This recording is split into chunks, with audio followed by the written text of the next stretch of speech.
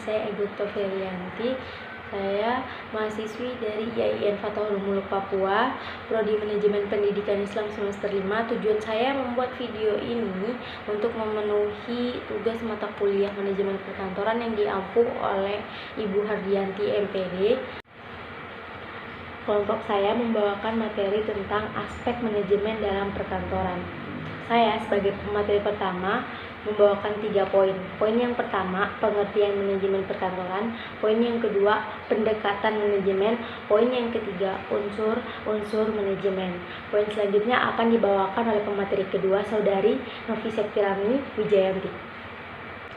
Oke, lanjut saja kita ke poin yang pertama, yaitu pengertian manajemen perkantoran.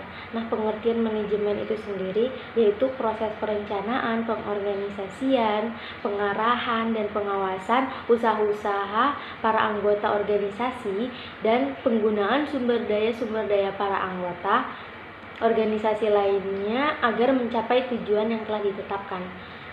Berikutnya pengertian perkantoran itu sendiri yaitu berasal dari kata kantor yang mendapatkan awalan per dan akhiran kan. Kantor berasal dari bahasa Belanda yaitu kantor dan sering dipadankan dengan office yang berasal dari bahasa Inggris. Jadi kantor diartikan sebagai tempat atau ruangan dan proses kegiatan dan penanganan data atau informasi. Jadi manajemen perkantoran itu sendiri adalah tempat atau perencanaan menjalankan proses yang terdiri dari pengorganisasian, penggerakan, dan pelaksanaan dan pengawasan dalam kegiatan pengawasan data dan informasi tersebut. Lanjut ke poin yang kedua, yaitu pendekatan manajemen. Di sini ada beberapa pendekatan manajemen. Yang pertama ada pendekatan proses operasional, yaitu pendekatan proses yang memusatkan pada fungsi-fungsi dasar manajemen itu sendiri. Yang kedua ada pendekatan perilaku manusia. Inti dari pendekatan ini adalah perilaku manusia itu sendiri. Hal ini memberi manajemen konsep dan metode-metode ilmu sosial yang bersangkutan, khususnya sosiologi dan antropologi. Kemudian pendekatan yang ketiga, pendekatan sistem sosial, yaitu seperangkat kesempatan yang saling berhubungan dan saling berinteraksi. Kemudian pendekatan yang keempat yaitu pendekatan kuantitatif, yaitu pengawasan model-model matematika dan proses hubungan-hubungan dan data yang dapat diukur. Kemudian kita masuk ke poin yang ketiga, yaitu unsur-unsur manajemen. Yang pertama di sini ada human atau manusia. Faktor manusia adalah yang paling menentukan. Manusia yang membuat tujuan dan manusia pula yang melakukan proses untuk mencapai tujuan tersebut. Yang kedua ada money atau uang, yaitu uang yang merupakan alat ukur dan alat pengukur nilai.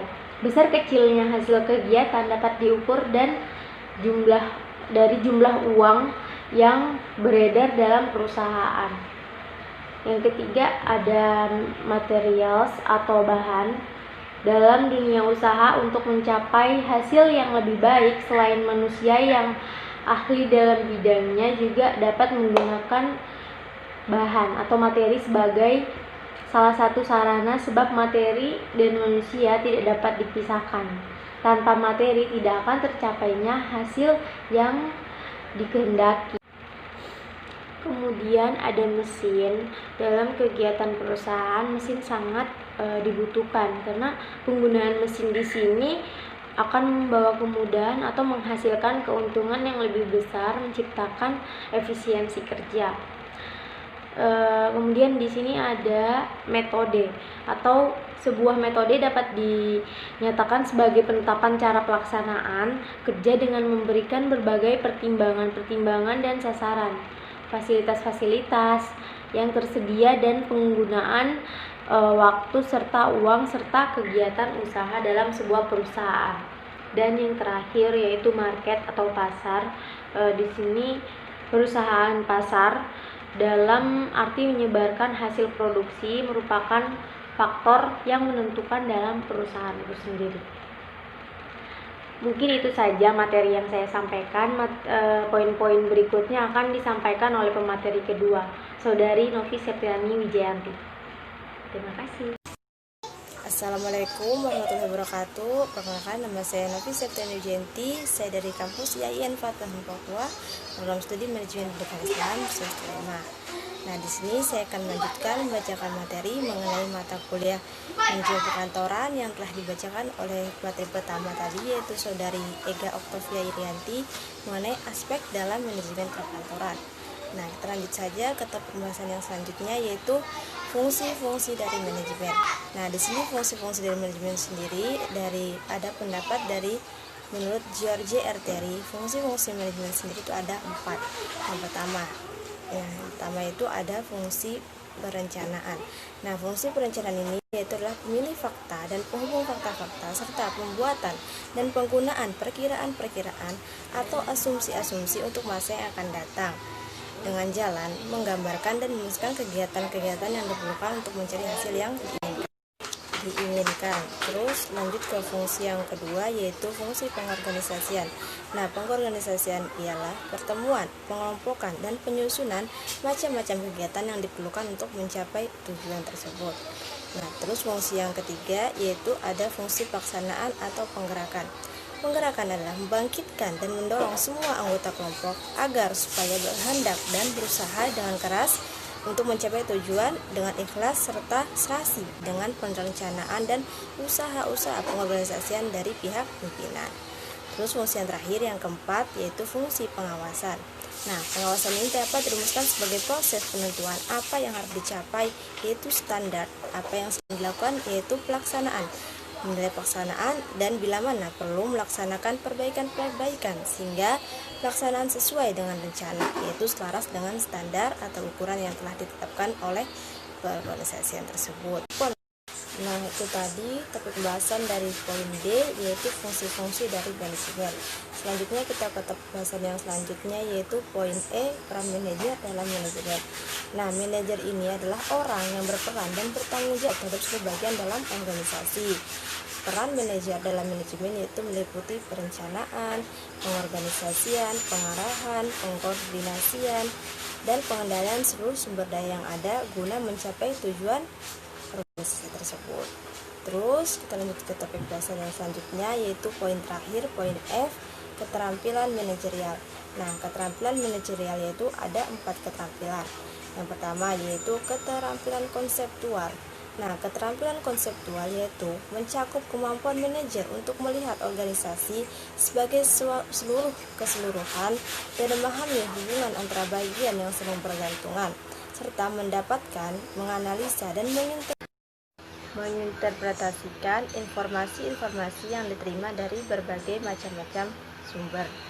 Terus kita lanjut ke kemampuan manajerial yang kedua, yaitu keterampilan kemanusiaan. Nah, keterampilan kemanusiaan ini yaitu merupakan kemampuan untuk bekerja dengan memahami dan motivasi orang lain, baik sebagai individu maupun juga kelompok. Manajer membutuhkan keterampilan ini agar dapat memperoleh partisipasi dan mengarahkan kelompoknya dalam pencapaian tujuan organisasi. Terus keterampilan yang ketiga yaitu keterampilan administratif. Nah, keterampilan administratif ini itu merupakan keseluruhan keterampilan yang berkaitan dengan perencanaan, pengorganisasian, penyusunan kepegawaian, dan juga kepengawasan. Keterampilan ini mencakup kemampuan untuk mengikuti kebijaksanaan dari produser, mengelola dengan anggaran terbatas, dan juga sebagainya. Terus keterampilan manajerial yang terakhir yang keempat yaitu keterampilan teknik. Nah, keterampilan teknik ini merupakan kemampuan untuk menggunakan peralatan, prosedur, atau teknik dari suatu bidang tertentu, misalnya akuntansi, produksi, penjualan, atau permesenan, dan juga sebagainya. Nah, itu tadi penyampaian materi dari saya, materi kelompok 2, mata kuliah manajemen perkantoran yang bahas mengenai aspek dalam manajemen perkantoran. Mungkin itu saja yang bisa saya sampaikan. Saya di sini pribadi mohon maaf atas salah kata dan juga kekurangannya. Sekian video ini dibuat dan sekian dari saya. Wallahul muwaffiq ila aqwamit thoriq. Wassalamualaikum warahmatullahi wabarakatuh.